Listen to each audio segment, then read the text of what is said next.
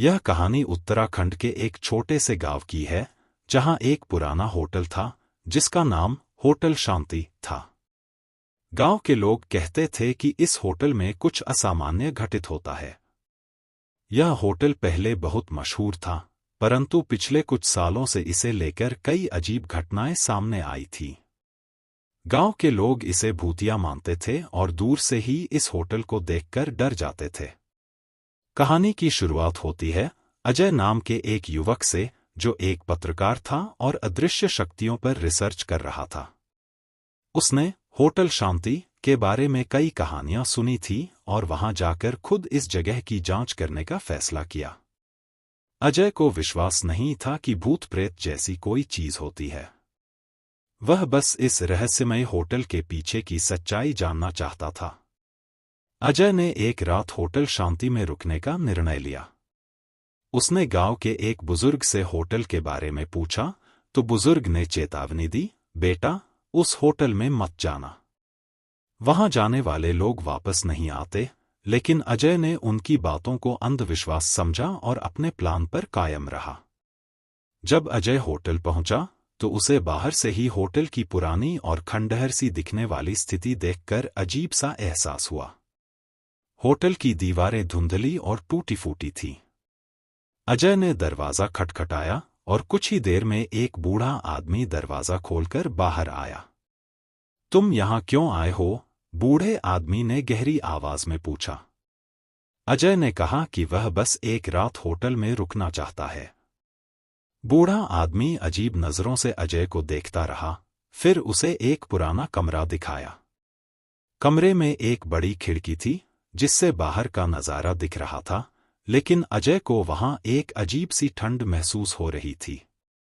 उसने कमरे में अपने बैग रखे और चारों ओर नजर घुमाई। दीवारों पर अजीबोगरीब धब्बे और पुराने फर्नीचर का ढेर लगा था।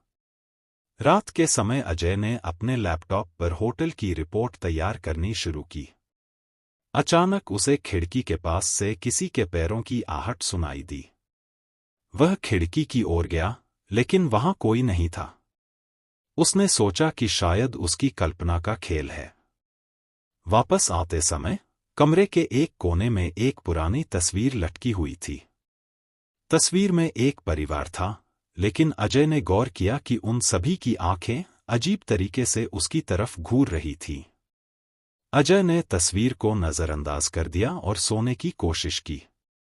लेकिन जैसे ही वह बिस्तर पर लेटा, उसे एक स्त्री की हल्की सिसकियों की आवाज सुनाई देने लगी। आवाज धीमी थी, लेकिन काफी डरावनी। अजय ने चारों ओर देखा, पर कमरे में कोई नहीं था। अजय ने अपने कैमरे को चालू किया और कमरे की वीडियो रिकॉर्डिंग शुरू कर दी।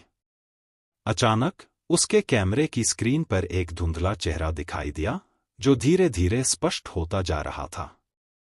वह चेहरा किसी औरत का था, जिसके बाल बिखरे हुए थे और आंखें खून जैसी लाल थीं। अजय का दिल जोर जोर से धड़कने लगा। वह पीछे मुड़ा तो सामने वही औरत खड़ी थी। वह उसे घूर रही थी, जैसे उसे कुछ कहना चाहती हो। अजय का शरीर ठंड से जकड़ गया। वह कुछ बोल भी नहीं पाया और उसकी सांसें थमने लगीं। औरत ने धीरे से कहा, तुम यहां नहीं आना चाहिए था। अब तुम भी यहां से कभी नहीं जा पाओगे। अजय ने औरत से हिम्मत करके पूछा, तुम कौन हो और इस होटल में क्या हो रहा है? औरत ने उसे बताया कि वह इस होटल के मालिक की बेटी थी। कई साल पहले इस होटल में एक भयानक हादसा हुआ था। कुछ रहस्यमयी लोगों ने उसके परिवार को मार दिया और होटल को बंद कर दिया गया। तब से यहां उनकी आत्माएं फंसी हुई हैं और वे कभी मुक्ति नहीं पा सकीं।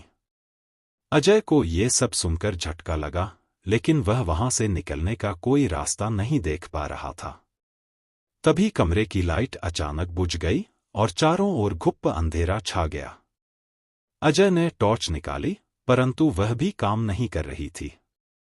वह घबरा गया और किसी तरह कमरे से बाहर भागने लगा।